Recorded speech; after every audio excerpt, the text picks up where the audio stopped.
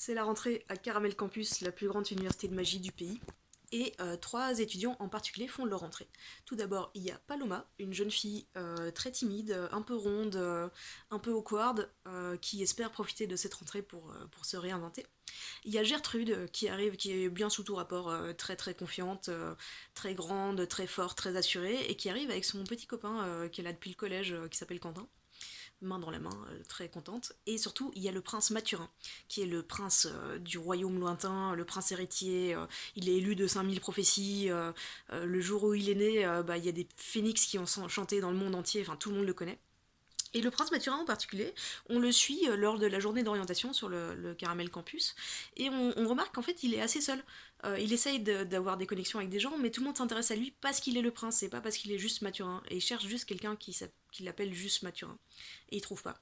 Par contre, il y a un truc chelou, c'est qu'il y a déjà, le fantôme de sa grand-mère lui apparaît le premier jour pour lui annoncer qu'un grand danger pèse sur le campus, ce qui est déjà lui mettre beaucoup de stress sur les épaules, alors que il est déjà stressé par le fait qu'il se cherche des amis et des gens avec qui parler. Et surtout, il y a un lion qui le poursuit partout de manière assez inquiétante, etc. Et au fur et à mesure de cette première journée, il va se retrouver de plus en plus attiré par le lion, jusqu'à quand il trouve le lion dans sa chambre à 3 heures du matin en sortant de soirée.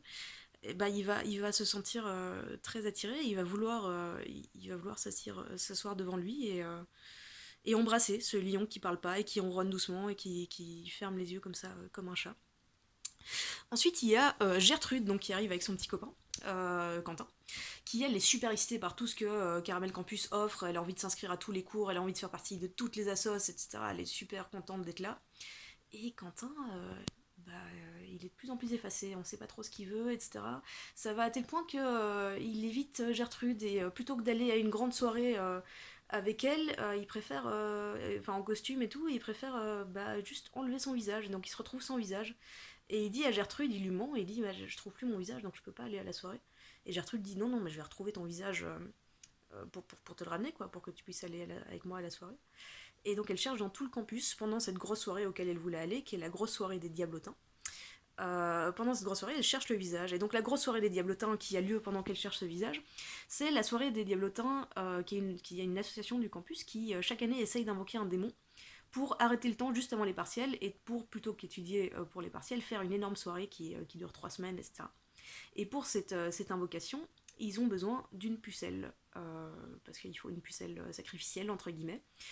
Et la pucelle qu'ils vont choisir cette année, au travers de cette grosse soirée de sélection de la pucelle, c'est Paloma, justement, la fille qui n'avait pas trop confiance en elle, et qui se découvre un rôle et un statut social grâce à ce statut de pucelle des Diablotins. Euh, et donc, Gertrude va finir par retrouver malgré tout le visage de Quentin et se rend compte que Quentin veut pas le réenfiler. Et en parallèle, donc ils vont se disputer parce que en fait Quentin veut pas du tout la même chose qu'elle. Elle veut se jeter la tête pour la première dans Caramel Campus. Quentin, lui, il a envie de disparaître au point où il a envie de carrément en fait devenir un arbre. Ça va être la grosse déchirure entre eux, c'est que Quentin va devenir un arbre, donc quelque chose de statique, etc. Là où Gertrude bouge sans arrêt et dans le déni de la fin de leur relation, donc elle va continuer à traiter cet arbre comme si c'était encore son petit copain. En parallèle, Mathurin, il va découvrir l'amour et la sexualité avec Bocuse, et on va réaliser Bocuse le lion, donc. Et on va réaliser que, en fait, Mathurin, il est pas du tout si assuré que ça. Il a du mal à laisser quelqu'un entrer dans son intimité, et notamment, il a du mal avec la sexualité. Il a besoin de prendre les choses très très lentement. Là où Bocuse, c'est quelqu'un qui a très fort confiance en lui et qui lui s'assume complètement, et donc qui est prêt à vivre sa sexualité avec ce garçon dont il est amoureux. Et Paloma, elle, grâce à son nouveau statut de pucelle, elle va se rendre compte qu'elle a une certaine prise de confiance, et donc elle devient attirante aux yeux des gens, et donc elle a envie de coucher en fait, mais elle peut pas parce que les diablotins la surveillent. Et chaque fois qu'elle s'approche du fait qu'elle va pouvoir coucher avec quelqu'un, les diablotins l'en empêchent parce qu'il faut qu'elle reste pucelle pour attirer le diablotin, pour attirer le démon. Et elle va carrément se faire trahir par un diablotin qui va lui dire tu peux coucher avec mon ombre, tu peux pas coucher avec quelqu'un de vrai, mais tu peux coucher avec mon ombre. Et il va y avoir une petite scène de quasi-agression sexuelle, enfin un peu forcée, etc. Et, euh, et suite à cette scène, elle va devenir amie avec Gertrude, avec qui elle avait déjà eu un petit accrochage, une petite tension sexuelle pendant une soirée. Donc Gertrude qui était complètement éplorée parce qu'elle avait perdu son petit copain sous forme d'arbre. Et Gertrude va l'encourager à résister au diablotin. Et puis de loin aussi, elle va regarder Mathurin, elle va trouver qu'il est mignon avec son lion et tout. Les gens se rendent pas trop compte de ce que le lion représente pour Mathurin. Donc ils se disent que c'est juste son familier, son animal domestique, et ils se disent quand même Mathurin c'est un BG quoi. Et donc Paloma qui aime bien les choses conventionnelles va être attirée assez conventionnellement par Mathurin, sans se rendre compte que son cœur est pris par le lion.